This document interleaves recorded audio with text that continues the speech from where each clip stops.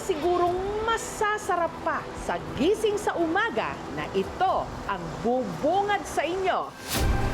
Humigit kumulang 1 kilometrong stretch ng puting buhangin na kung tawagin, mahabang baybayin. Pag stress po kami, lumalabas po kami ng bahay. Maganda na po ang view, nawawala pa kami mga problema. Isa ito sa mga ipinagmamalaki at dinarayong tanawin sa Quezon Province. Ang Patnanungan Island.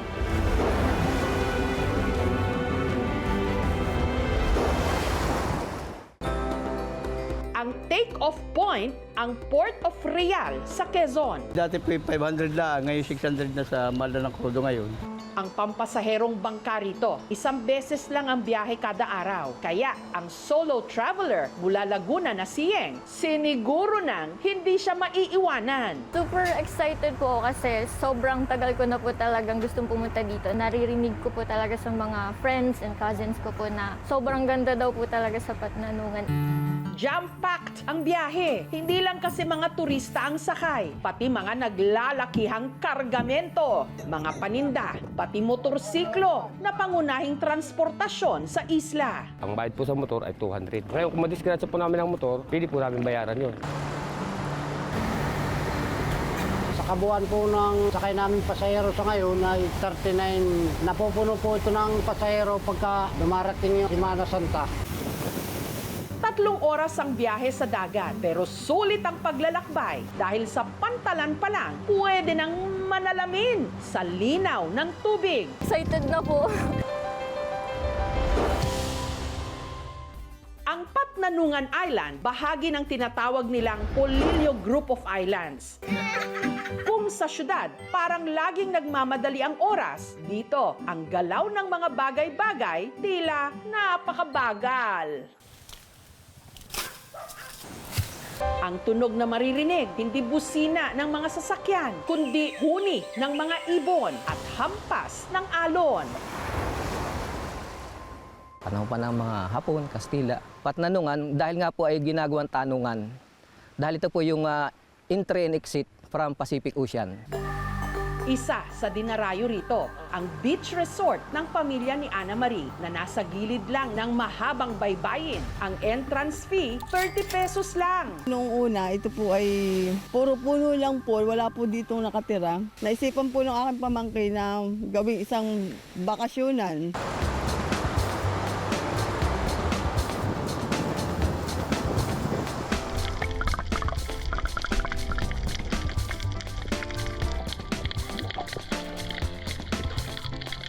Kapag nagutom, no problem! Nag-uumapaw ang biyaya rito ng dagat, lobster at pakupak o slipper lobster na pwedeng ipaluto. Ito ay undersize dito. Pag ibinenta ko naman siya, 1.3. Pag binibenta ko po sir dito, 900. Panalo. Manamis-namis. Fresh from the sea. Sobrang sarap.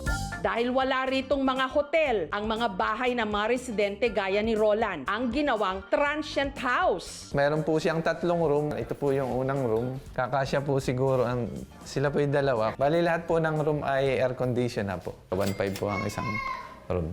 Salamat sa kinikita niya sa kanyang transient house at iba pang mga pinatatakbong negosyo. Nakapagpatayo na siya ng sariling bahay, pati na sariling resort. Ongoing pa lang po yung construction. Bago po matapos ang summer season ay matapos na din po namin. Para sa mga darayo sa Patnanungan Island, hindi kompleto ang thrill kung wala syempreng island hopping. 400 pesos ang bayad.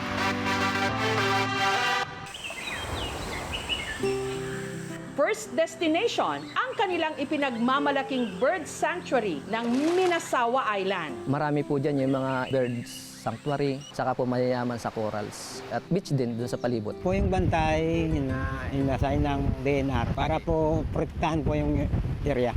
Dahil sa malakristal na tubig ng Minasawa, ang mga turista gaya ng magkakaibigang Kyla, Ivan at Anthony, want to sawa sa pagtatampisaw.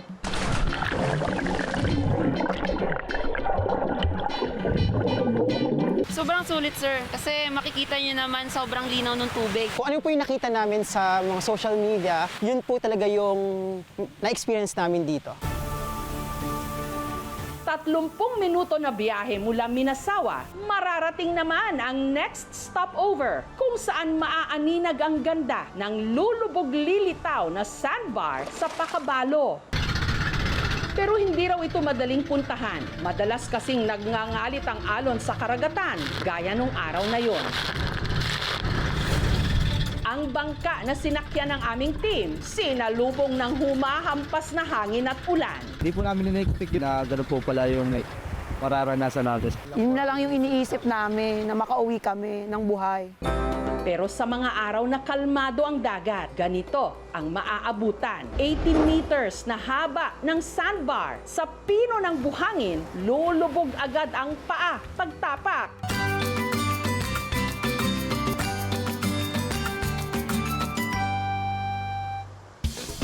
Matapos ang nakapapagod pero sulit na island hopping, ano pa nga bang masarap gawin? Poodle fight! Yes na yan! Kain na lang!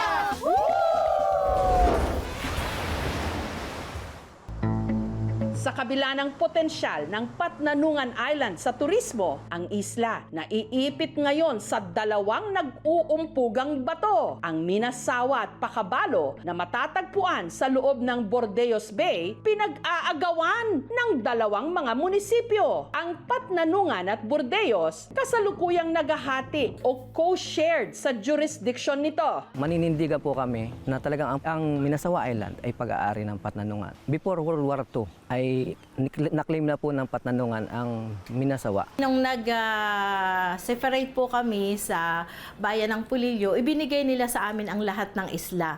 At kasama po ang isla ng Minasawa at ang isla ng Pakabalo. Since yung dalawa ay nag-submit ng parehas sa position paper, it means walang amicable settlement sa dalawang LGU.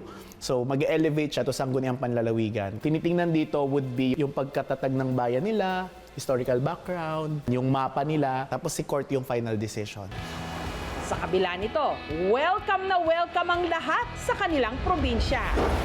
We want to start sustainable. Gusto natin mapatagal na ma-enjoy ng mas marami pang generations yung island and yung nature ng Pulili Group of Islands. Ang basura mong dala, kailangan dalhin mo. Para hindi maging marumlang sila. Sa dami ng mga isla sa ating bansa, may mga lugar katulad ng Patnanungan na tila inilihim ng kalikasan. Paraiso na hindi kailangang maging marangya para ipaalala sa atin kung gaano nakamamangha ang ating sariling bayan sa likas nitong ganda. Kaya dapat lalo pa nating pangalagaan. Yes na yan! Thank you for watching, mga kapuso. Kung nagustuhan niyo po ang videong ito, subscribe na sa GMA Public Affairs YouTube channel. And don't forget to hit the bell button for our latest updates.